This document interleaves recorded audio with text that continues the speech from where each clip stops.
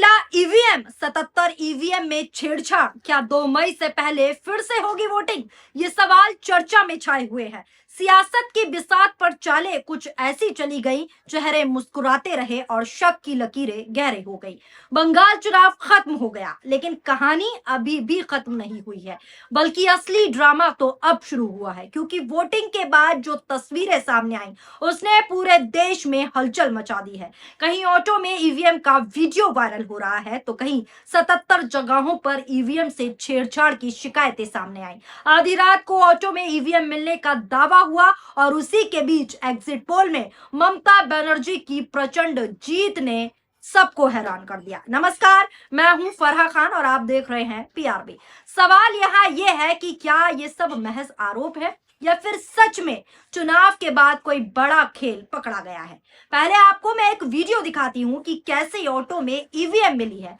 Auto में EVM को देखकर कैसे बीजेपी वाले बौखला गए। जी हाँ, इस वक्त ऐसी खबरें चल रही हैं कि ईवीएम और भाजपा वालों के बीच भागम भाग चल रही है। सोशल मीडिया पर यह खबर चल रही है कि एग्जिट पोल में एक तरफा जीत, प्रचंड बहुमत, ममता की जीत तय साफ तौर पर दिख रही है। एग्जिट पोल से बीजेपी इतना नर्वस हो गई है, इतना अटपटा गई है, छटपटा गई है कि अब बीजेपी झूठा फर्जीवाड़ा वीडियो शेयर करने लगे हैं। ये सोशल मीडिया पर चर्चाएं चल रही हैं।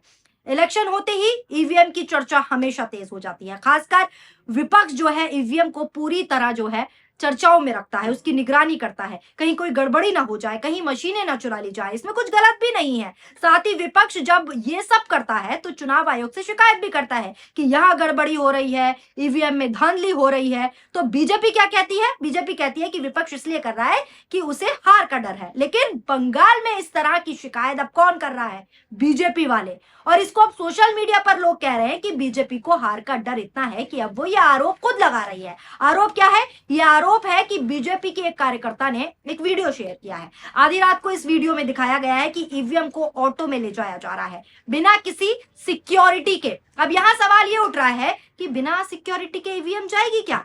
ईवीएम बिना सिक्योरिटी के दोस्तों ट्रांसफर हो ही नहीं सकती। लेकिन बीजेपी के कार्यकर्ता इस वीडियो को चुनाव आयोग को टैग कर रही है बकायदा, और ईवीएम खुले तरीके से ट्रांसफर हो रही है ये दिखा रही है। नजर डालिए पहले आप इस वीडियो पर। রিজার্ভ মেশিন আপনি একাই বাক্সগুলো অন্ধকারের মধ্যে এই ঝড়বৃষ্টির মধ্যে একা একা নিয়ে আসছেন। কোথা থেকে পাঠিয়ে নিয়ে আসছেন? কত টাকা কন্ট্যাক্ট করেছেন আপনি? কত টাকা কন্ট্যাক্টে নিয়ে আসছেন? বাংলার মানুষ দেখছে। দেখুন এইভাবে সন্ধ্যা থেকে সমস্ত জায়গায় আমরা বলছি যে এইভাবে ইভিএম গুলো এই বাক্সগুলো এইভাবে যেখানে কোনো সিকিউরিটি নেই, কোনো অফিসার অন্ধকারে ঢুকে যাচ্ছে, বাক্স চেঞ্জ করে নিয়ে চলে আসছে। আমরা বারবার আইসিকে বলছি, ফুলতলি আইসিকে বারবার বলা সত্ত্বেও তিনি একবারও এটা কান দেননি। আজকে হাতে নাতে ধরেছি আমরা। দেখুন এই বাক্সগুলো চেঞ্জ করে নিয়ে আসছে। আমি আইসি কে জানিয়েছি, আইসি বলছে মিডিয়া করো তোমরা। আইসি নিজে কন্ট্যাক্ট করেছে গণেশ মন্ডলের সঙ্গে, নিজের টাকার কন্ট্যাক্ট করে এইভাবে বাক্স বদল করছে। সমস্ত বাক্সগুলো এইভাবে এসেছে। আমরা বারবার বলছি যে বাক্সগুলো কোথা থেকে আসছে। এখন অগণিত আমাদের লোককে থাকতে দিচ্ছে না, আমাদের লোকগুলোকে সরিয়ে দিচ্ছে। বলছে আমরা নিয়ে যাচ্ছি, ঠিক নিয়ে যাচ্ছি। কোথা থেকে আউট হয়ে যাচ্ছে অন্ধকারের মধ্যে, কোথায় আউট হয়ে যাচ্ছে অন্ধকারের মধ্যে। অটোগুলো কোথায় আউট হয়ে যাচ্ছে? देखा आपने। अब आपको एक और वीडियो दिखाती हूं जो बीजेपी की कार्यकर्ता ने ही खुद शेयर किया है, जिसमें आगे आगे ईवीएम जा रही है और पीछे पीछे बीजेपी के कार्यकर्ता उसकी निगरानी कर रहे हैं। मैं ये नहीं कह रही ये गलत है, ये सही है, निगरानी करना चाहिए। लेकिन यही चीज दूसरे राज्य में जब विपक्ष करता है तो बीजेपी क्या कहती है? हार का डर है, झूठे आरोप लग रहे हैं, इसलिए विपक्ष कर रहा है। लेकिन अब बंगाल में ऐसा कौन कर रहा है? खुद बीजेपी वाले खुद करते हुए नजर आ रहे हैं। सोशल मीडिया पर चर्चाएं चल रही हैं कि हार का डर है, इसलिए बंगाल में वो खुद ऐसा कर रहे हैं। ये सवाल उठ रहे हैं सोशल मीडिया पर। बंगाल हाथ से जा रहा है, इसका डर है, ये सवाल लगातार उठ रहा है। लेकिन इस सबके बीच एक और सवाल उठ रहा है, वो उठ रहा है चुनाव आयोग पर, क्योंकि लोग चुनाव आयोग पर यह सवाल उठा रहे हैं कि इतने पुख्ता इंतजाम किया गया, बंगाल में भारी बल मौजूद थे, उसके बाद भी अगर ये सच है, ये आरोप जो बीजेपी वाले लगा रहे हैं ये सच है, ये वीडियो सच है, तो इसी बीच ये खबर भी आ रही है कि क्या इतनी पुख्ता सिक्योरिटी के बाद भी ईवीएम में छेड़छाड़ होना या ईवीएम में गड़बड़ी होना संभव है, या बिना सिक्योरिटी के एक जगह से दूसरी जगह पर ईवीएम मशीन को ले जाना, जैसे कि ऑटो वाला वीडियो दिखाया। तो अगर अब वाकई में ये सच है तो चुनाव आयोग कहां सोया हुआ है? ये सवाल अब लोग सोशल मीडिया पर भी उठा रहे हैं। इसी के साथ साथ आपको बता दूं, इसी बीच ये खबर भी देखिए जहां ईवीएम के साथ छेड़छाड़ की खबरें भी ट्रेंडिंग में चल रही हैं। यह हेडलाइन देखिए, बंगाल इलेक्शन 2026, चुनाव आयोग को बंगाल से ईवीएम से छेड़छाड़ की 77 शिकायतें मिली। ईसीआई आज दोबारा वोटिंग का कर सकता है ऐलान। अगली हेडलाइन देखिए, बंगाल में कोलकाता के फाल्टा समेत 77 जगहों पर ईवीएम से छेड़छाड़, चुनाव आयोग 2 मई से पहले फिर से करवाएगा वोटिंग।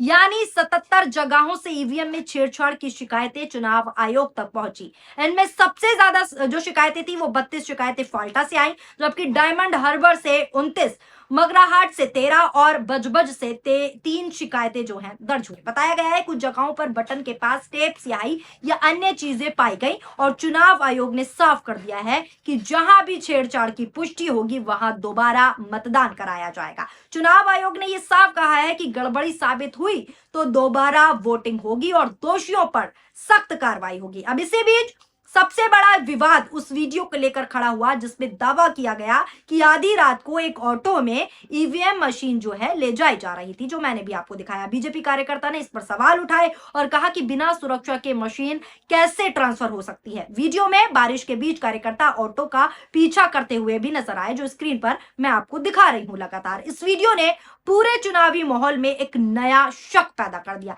कि क्या सुरक्षा में कहीं चूक हुई या फिर ये सिर्फ एक गलतफहमी है। ये सवाल लगातार उठ रहे हैं। इस वीडियो की पुष्टि नहीं हुई, लेकिन इसने चुनावी प्रक्रिया पर जो भरोसा है उसको लेकर बड़े सवाल जरूर खड़े कर दिए हैं। यहाँ सबसे दिलचस्प बात यह है दोस्तों कि जो आरोप पहले विपक्ष लगाया करता था, बार बार मैं यही कह रही हूं, अब वही आरोप बीजेपी की तरफ से सामने आ रहे हैं। पहले जब विपक्ष ईवीएम की सुरक्षा को लेकर सवाल उठाता था तो बीजेपी इसे हार की तैयारी कहती थी, लेकिन अब बंगाल में तस्वीरें उलटती हुई नजर आ रही है। बीजेपी खुद मशीन की निगरानी करती नजर आई। इससे यह भी संकेत मिल रहा है कि चुनाव बेहद कड़ा रहा और किसी भी तरह की गड़बड़ी का डर जो है दोनों पक्षों में बराबर बना हुआ है। राजनीति में यह पहली बार नहीं है, लेकिन इस बार आरोपों का दिशा जो है बदलना चर्चा का बड़ा विषय बन गया है। अब अगर आंकड़ों की बात करें तो तस्वीरें और दिलचस्प हो जाती हैं। दूसरे चरण में रिकॉर्ड वोटिंग हुई। करीब 91 से 92% के आसपास मतदान जो है दर्ज किया गया,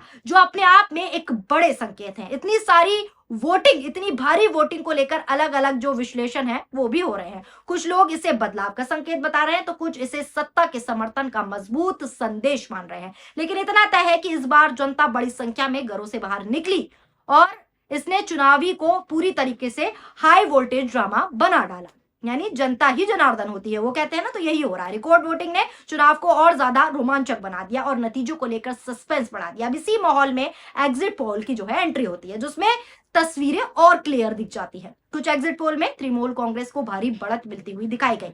एक अनुमान के मुताबिक टीएमसी को करीब 220 सीटें, जबकि बीजेपी को करीब 65 सीटें मिलती दिख रही हैं और बाकी सीटें अन्य के खाते में जाती नजर आ रही हैं। अगर ये आंकड़े सच साबित होते हैं, रिजल्ट वाले दिन सही साबित होते हैं, तो ये साफ संकेत होगा कि ममता बनर्जी एक बार फिर मजबूत स्थिति में है और बीजेपी का मिशन बंगाल इस बार भी अधूरा रह सकता है। एग्जिट पोल के ये आंकड़े बीजेपी के लिए चिंता बढ़ाने वाले हैं और टीएमसी के लिए राहत देने वाले माने जा रहे हैं। अब इस सभी घटनाओं को एक साथ जोड़कर देखें तो तस्वीरें जो हैं और बड़ी हो जाती हैं इस चुनाव की। एक तरफ ईवीएम को लेकर 77 शिकायतें जो मैंने आपको बताई, दूसरी तरफ ऑटो वाला वीडियो जो मैंने आपको दिखाया और तीसरी तरफ एग्जिट पोल में टीएमसी की बढ़त। इन तीनों ने मिलकर सियासी माहौल को पूरी तरीके से गरमा दिया है। सोशल मीडिया पर भी लगातार बहस चल रही है। लोग चुनाव आयोग की भूमिका पर जो है बड़े बड़े सवाल उठा रहे हैं और पारदर्शिता की मांग कर रहे हैं। वहीं टीएमसी इसे अपनी जीत का बड़ा संकेत बता रही है, जबकि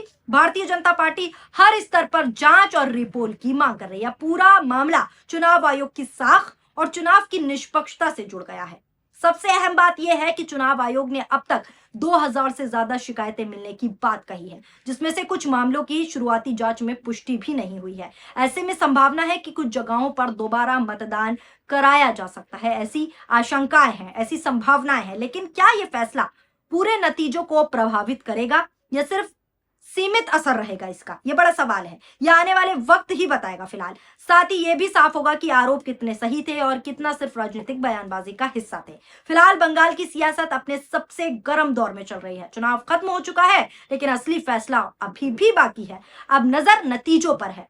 जहां यह तय होगा कि क्या ये सारे आरोप और विवाद सच में असर डाल पाए या फिर जनता का फैसला सब पर भारी पड़ेगा। लेकिन ये तो हकीकत है कि जनता का फैसला ही आखिरी फैसला होगा, क्योंकि बार बार मैं हर बार कहती हूं जनता ही जनार्दन है। जनता जो करेगी होगा वही, और जमीनी स्तर पर क्या चल रहा है वो मैं आपको दिखा ही रही हूँ। फिलहाल इस सभी शिकायतों के बीच भारतीय जनता पार्टी की जो बौखलाहट है वो साफ दिख रही है। सोशल मीडिया पर यह चर्चा है कि एग्जिट पोल आने के बाद बीजेपी वाले इतने बौखला गए हैं कि वो नए नए षड्यंत्र ला रहे हैं कि ईवीएम मशीन बिना सिक्योरिटी के ट्रांसफर की जा रही है, हम निगरानी कर रहे हैं, गड़बड़ी हो रही है, टेपिंग हो रही है। इस तरह के इल्जामात, इस तरह के आरोप बीजेपी वाले जानबूझकर लगा रहे हैं ताकि भटकाया जा सके, क्योंकि बीजेपी का जो बंगाल का चुनाव था वो उनकी नाक का सवाल था, और अब बीजेपी वालों को ये साफ स्पष्ट दिख गया है जमीनी हकीकत कि उनकी नाक कटने वाली है बंगाल में। ऐसा सोशल मीडिया पर चर्चा है और इसीलिए वो ऐसे विपक्ष पर इल्जाम लगा रहे हैं। फिलहाल ये तो आने वाला समय ही तय करेगा